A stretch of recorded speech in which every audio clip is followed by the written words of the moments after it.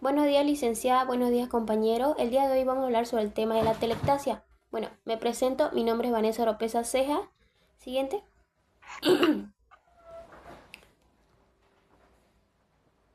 Primero debemos saber cuál es la definición de la telectasia. Bueno, la telectasia ocurre en los alvéolos, que estos son sacos pequeños de aire que se colapsan, es decir, puede ocurrir tanto en una parte del pulmón o todo el pulmón en sí en casos graves, lo cual va a disminuir la ventilación y el intercambio gaseoso. Siguiente. En cuanto a la etiología de la telectasia, esto va a hacer referencia a las causas que originan la telectasia. Tenemos que es por obstrucción, como vemos en la imagen, ya sea por tapón mucoso, un cuerpo extraño o un tumor endobronquial, lo cual va a impedir que el aire llegue a los alvéolos. Después tenemos la compresión, que esto puede ser por derrame pleural o neumotórax. Y por tercer punto tenemos la contracción, que esto sería por cicatrización o fibrosis pulmonar. De último tenemos que esta es una causa más frecuente en pacientes hospitalizados que la postcirugía. Esto es debido a la anestesia general o el dolor postoperatorio o la respiración superficial, em, lo cual va a favorecer al colapso alveolar. Siguiente.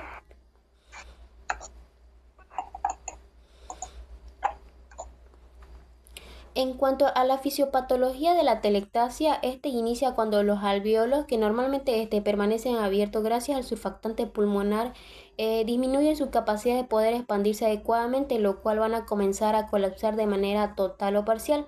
El surfactante pulmonar que mencioné anteriormente es producido por los neumocitos tipo 2, lo cual su función es disminuir la tensión superficial alveolar y evitar que que las paredes de los alvéolos se adhieran durante la expiración.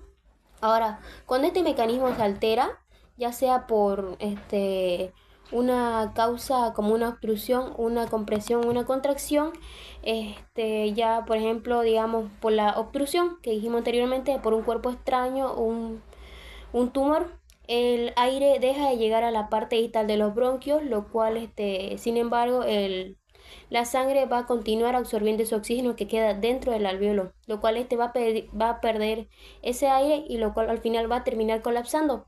En la compresión va a ocurrir una presión, va a haber una presión externa sobre el pulmón en sí, ya como ocurre en el derrame pleural o en el neumotórax, lo cual va a favorecer el cierre de los alvéolos. Después tenemos la contracción, que ya sea por fibrosis o cicatrización, va a retraer el tejido pulmonar y va a provocar el colapso alveolar. Siguiente. Le paso la palabra a mi compañera Brenda. Buenos días, yo voy a hablar sobre signos y síntomas. Mayormente mi paciente va a ser asintomático. En los datos objetivos vamos a tener la fiebre. ¿Por qué puede tener fiebre? Porque va a tener una infección por la acumulación de secreciones. Taquipnia, el aumento de la frecuencia respiratoria es como un mecanismo de compensatorio, o sea, mi paciente va a estar taquipneico porque va a intentar compensar de alguna manera que no haya suficiente oxígeno. Ahora, taquicardia. Como se puede decir, es una respuesta del organismo a la disminución de oxígeno, ya que no va a llegar lo suficiente oxígeno a los tejidos. Mi paciente ¿cómo voy a saber o cómo puedo ver si mi paciente tiene el aplastamiento de los alvéolos, que es la telectasia? Puede ser por los ruidos respiratorios. Mediante una auscultación voy a ver si los ruidos son disminuidos o ausentes a la falta de ventilación en la zona afectada. O también por el movimiento torácico. Hacemos que nuestro paciente inspire y si en alguno de los dos pulmones, ya sea el izquierdo o el derecho, va a haber menor expansión. Y de ahí vamos a ver que ese es el pulmón que está comprometido.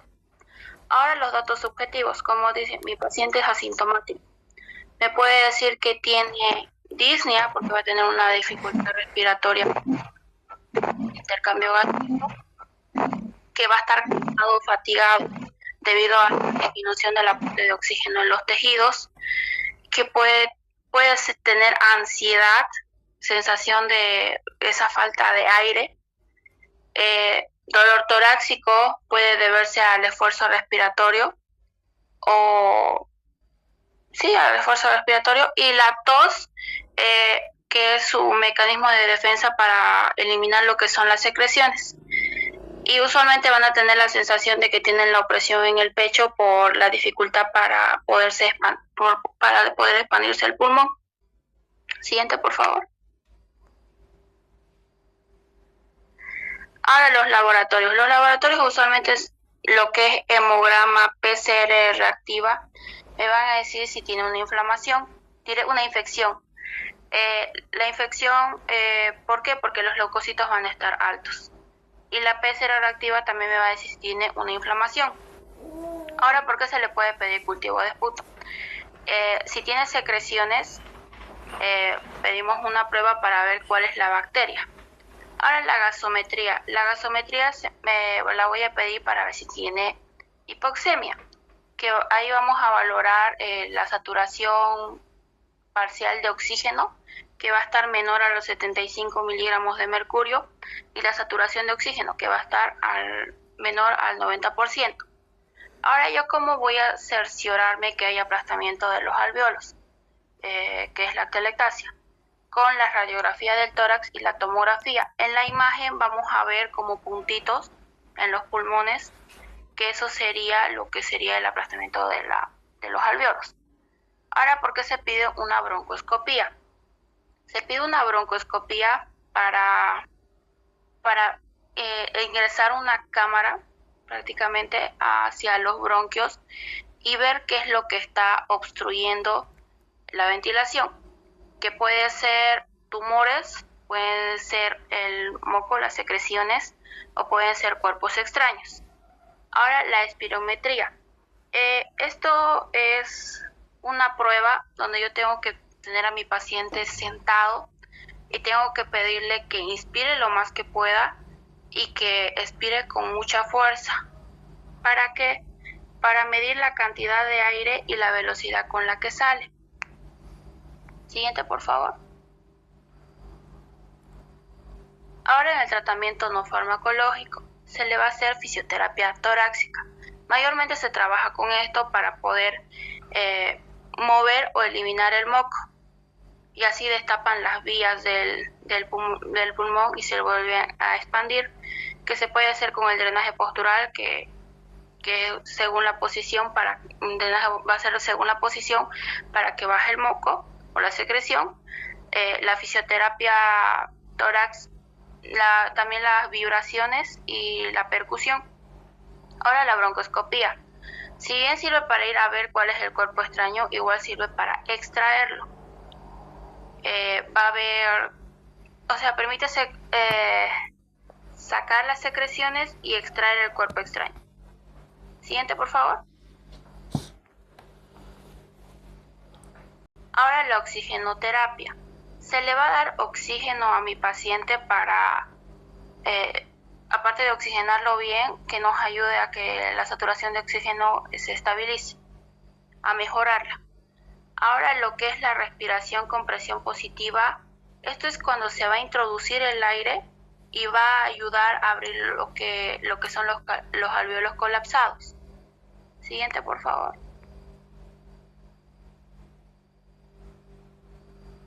Ahora, en el tratamiento farmacológico, no es un requisito, pero pueden darle lo que es los broncodilatadores, como el salbutamol. ¿Por qué? Porque va a mejorar la ventilación y va a facilitar la entrada de aire a la zona colapsada. Su función y su mecanismo, como sabemos, es un antagonista beta 2 alergénico, y va a relajar lo que es el músculo liso bronquial, produciendo una broncodilatación. Aquí mayormente vamos a cuidar lo que es la frecuencia cardíaca. También se le puede dar mucolíticos como la acetilcisteína, porque va a ayudar a humidificar lo que son las secreciones y va a favorecer a su eliminación. ¿Cuál va a ser su función y su mecanismo? Va a romper lo que son los enlaces de disulfuro del moco y va a disminuir su viscosidad, y esto va a ayudar a eliminar lo que son las secreciones.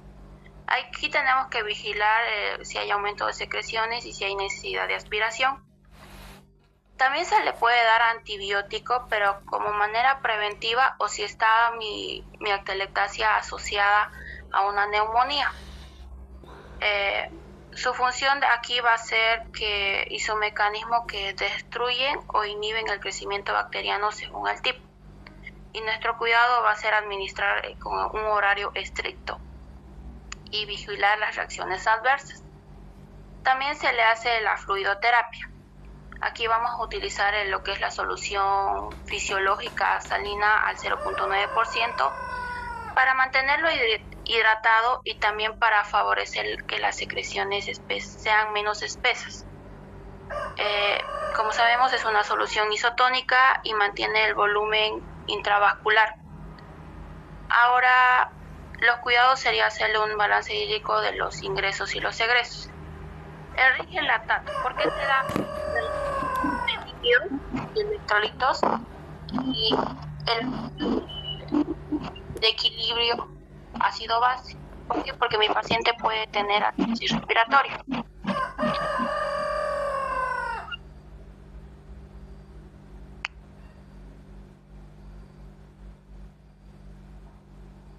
Siguiente, Isaac. Complicación. La mayor complicación va a ser lo que es la neumonía, porque ocurre el colapso alveolar, impide la eliminación de secreciones, el moco se acumula y por ende las bacterias se proliferan. La hipoxemia se produce porque los alveolos colapsados no participan en el intercambio gaseoso. La sangre pasa pero no está oxigenada y disminuye el oxígeno en el organismo.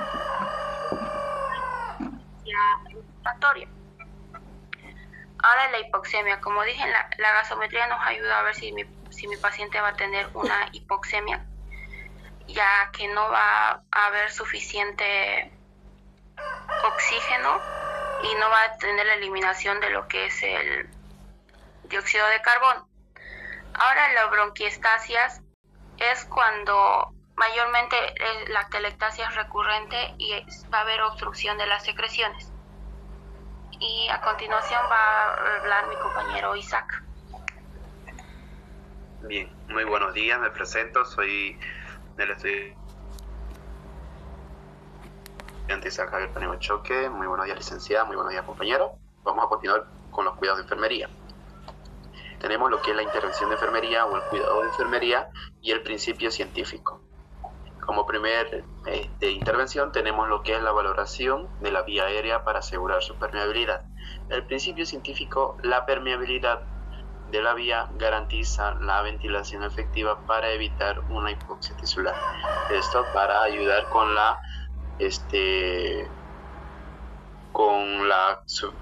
suficiente abastecimiento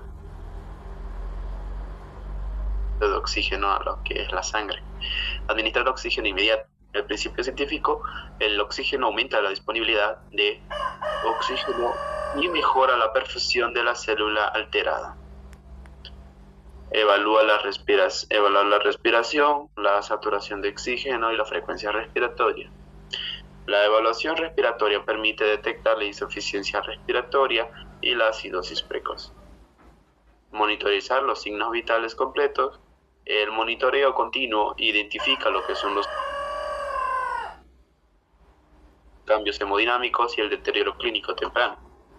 Valorar lo que es la circulación, el pulso y la presión arterial. También el llenado capilar. En el principio científico está la valoración circulatoria, evidencia la perfusión tisular y el estado hemodinámico. Tenemos lo que es la monitorización de oxígeno. También está lo que es el principio científico que indica la oximetría de pulso. Permite evaluar el tiempo real, la eficacia y el intercambio gaseoso y la saturación de hemoglobina. Tenemos la fisioterapia respiratoria, lo que es en la percusión, y en el principio científico tenemos lo que son las ondas mecánicas, rompen las fuerzas de adhesión de las secreciones, o sea que vamos a ayudar a que todas las mucosas que se encuentran adherida a los bronquios empiecen a salir, ¿no?, espesas de las paredes de los bronquios. El manejo del dolor y la analgesia. Principio científico: alivia el dolor torácico abdominal y evita lo que es la respiración superficial, ¿no?, con la férula mecánica, y permite que ésta no realice unas inspiraciones profundas. Luego tenemos la deambulación temprana. El movimiento sistemático aumenta la demanda metabólica, forzando un incremento de volumen corriente y la frecuencia ventilatoria. Tenemos la aspiración de secreciones, si en caso fuese por razones necesarias, que elimina físicamente la obstrucción de la vía aérea en los pacientes con reflejo de tos débil y ausente. Tenemos la administración de broncodilatadores como cuidado de enfermería. El principio científico dice que estos ayudan a relajar los que son los músculos, mayormente reduciendo lo que es la resistencia del paso del aire a los alvéolos distales. Luego tenemos lo que es la nebulización con solución salina. El depósito de microgotas reduce la viscosidad de los tapones mucosos. Esto se da por la hidratación directa. Tenemos lo que es la vigilancia de gases arteriales, ¿no? El principio científico indica que la proporción de ácido base y la presión parcial de saturación de oxígeno se va a evaluar por la falla respiratoria. También tenemos lo que es el control de frecuencia respiratoria. El control de frecuencia respiratoria en el principio científico dice que la taquipnea es un signo descompensatorio de la hipoxemia, por la falta de sangre, falta de oxígeno en la sangre, y el control ayuda a evaluar la fatiga de los músculos respiratorios. Técnica de splitting, sujeción.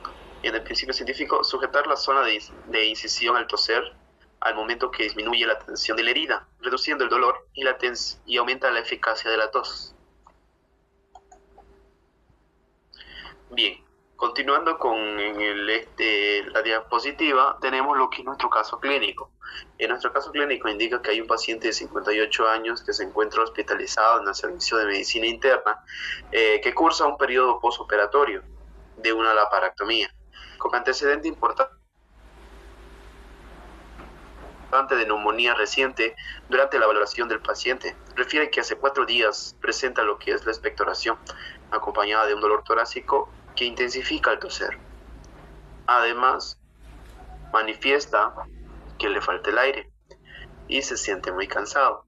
También limita lo que son sus actividades y la capacidad de realizar lo que es las respiraciones profundas por su cuenta.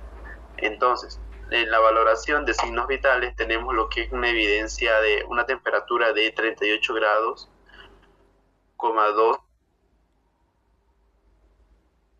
centígrados y la frecuencia respiratoria de 25 respiraciones por minuto. También tenemos lo que es la frecuencia cardíaca de 97 latidos por minuto, y también tenemos lo que es una presión arterial de 110-70 miligramos de mercurio. También tenemos lo que es la saturación de oxígeno, que está al 88%. Al examen físico se realiza una auscultación pulmonar y se identifica lo que son ruidos respiratorios disminuidos en la base pulmonar derecha, con la presencia de crepitantes. Asimismo, se observa un movimiento torácico asimétrico durante la inspiración, evidenciado que la alteración y la expansión pulmonar. Se solicita una radiografía de tórax, en la cual se evidencia la capacidad de la base pulmonar derecha con disminución de volumen pulmonar y un hallazgo compatible con la telectasia obstructiva. Además, también se ha podido realizar lo que son los estudios complementarios, como por ejemplo gasometría, que se reporta un pH de 7,34. Está lo que es un PaO2, que es de 60 miligramos de mercurio. Tenemos lo que es el PaCO2, está de 45 miligramos de mercurio. También tenemos lo que es el SaO2, que es de 88%. Evidenciando con la alteración del intercambio gaseoso, en el hemograma también se ha podido observar que tenemos una hemoglobina de 13,5 gramos por decilitro. También está lo que es el hematocrito, se encuentra al 40%, y las plaquetas, que se encuentran al 250.000. Los resultados compatibles con el proceso de infección reciente. Como datos subjetivos en la valoración, tenemos lo que son los signos vitales, que se encuentra en una temperatura de 38,2 grados centígrados, tenemos una frecuencia respiratoria de 25 respiraciones por minuto, también tenemos lo que es una frecuencia cardíaca de 97 latidos por minuto, se encuentra con una presión arterial de 110/70, una saturación de oxígeno de 88% que no se encuentra en los parámetros normales porque se encuentra disminuido, los ruidos respiratorios están disminuidos, están crepitantes con movimiento torácico asimétrico. Las pruebas de la complementarias está de la gasometría arterial con pH de 7,34, un PaO2 de 60 miligramos de mercurio y está lo que es el PaC2O, está a 45 miligramos de mercurio. El hemograma se encuentra con leucocitos de 12.500. También tenemos los neutrófilos que se encuentran al 78%, también están los linfocitos que se encuentran al 18%, la hemoglobina que se encuentra a 13,5 gramos por decilitro, también está lo que es el hematocrito se encuentra al 40% y las plaquetas se encuentran a lo que es al 250.000. Ya, como datos subjetivos tenemos que el paciente refiere falta de aire y que se siente muy cansado. También está con tos con expectoración desde hace 4 días y el dolor torácico que aumenta al toser. Datos actuales tenemos que el paciente posoperatorio de la laparectomía está con un cuadro respiratorio de 4 días de evolución y el hallazgo radiológico compatible con la telectasia obstructiva. Como datos de antecedente tenemos que el paciente tuvo neumonía, tuvo una reciente cirugía de la laparectomía y también abdominal. Como patrón alterado tenemos el patrón 3 que se encuentra en eliminación e intercambio. Luego está el patrón 1 que tenemos la de percepción y manejo de salud. Luego está el de patrón 4, la de actividad y ejercicio. En nuestro diagnóstico en ANDA hemos priorizado lo que es el patrón 3 del niño intercambio que se encuentra en la página número 355. La clase es número 4, la función respiratoria. La etiqueta, el código de la etiqueta sería 00030. Sería el deterioro intercambio del intercambio gaseoso. En la formulación de nuestro diagnóstico hemos colocado lo que es la etiqueta con su factor relacionado y su manifestación. El 0030, el deterioro intercambio gaseoso, con relacionado con la limpieza ineficaz de las vías aéreas, el patrón respiratorio ineficaz y también está manifestado por la alteración del ritmo respiratorio, hipoxia y taquimia. Luego tenemos el tipo de diagnóstico que está enfocado en el problema y la población de riesgo no aplica. Tenemos la condición asociada, que es el desequilibrio de la ventilación y la perfusión. Como resultado no tenemos lo que es el código 0402, la función respiratoria e intercambio gaseoso. Los indicadores indican que tenemos 3 indicadores que son de 040208, la presión parcial de oxígeno en la sangre arterial, está lo que es el 040211, la saturación de oxígeno, y la 040217, la disnea. En la escala de Likert tenemos lo que son la desviación grave del rango normal, la desviación sustancial del rango normal, desviación moderada del rango normal, desviación leve del rango normal y sin desviación del rango normal. Asimismo también tenemos lo que es grave, sustancial, moderado, leve, incluso ninguno. En los 3 indicadores empezamos con una desviación grave del rango normal y a donde queremos llegar a una desviación moderada del rango normal. En las intervenciones tenemos lo que es el dominio 2, fisiológico complejo, la clase K, lo que es el manejo respiratorio, y el número de página es la 252. En la intervención hemos agarrado lo que es la fisiopatología torácica con un código 3230 y las actividades que constan con 5 actividades que son de realizar la fisioterapia torácica al menos 2 horas después de comer, ¿no? Colocar todos los equipos necesarios cerca para que si en caso tuviera alguna complicación se le pueda asistir efectivamente. Con la complicación del estado respiratorio también tenemos la función del estado respiratorio y cardíaco.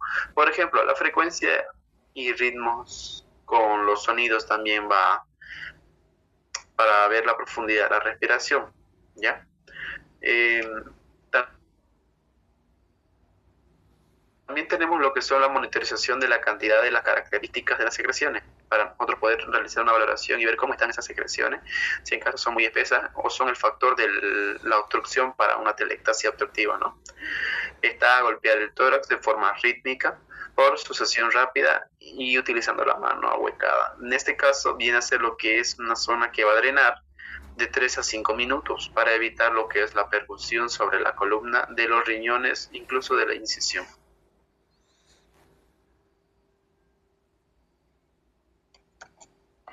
Luego tenemos lo que es la segunda intervención, que es el manejo de la vía aérea.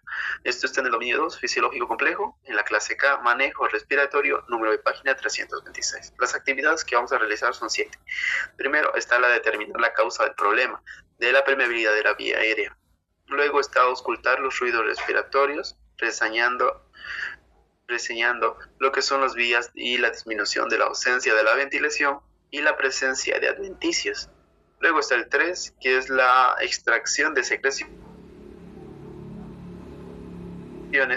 por métodos adecuados, ¿no? 2, aspiración de las aéreas como la orofaringia, nasofaringia, traqueal y endotraqueal.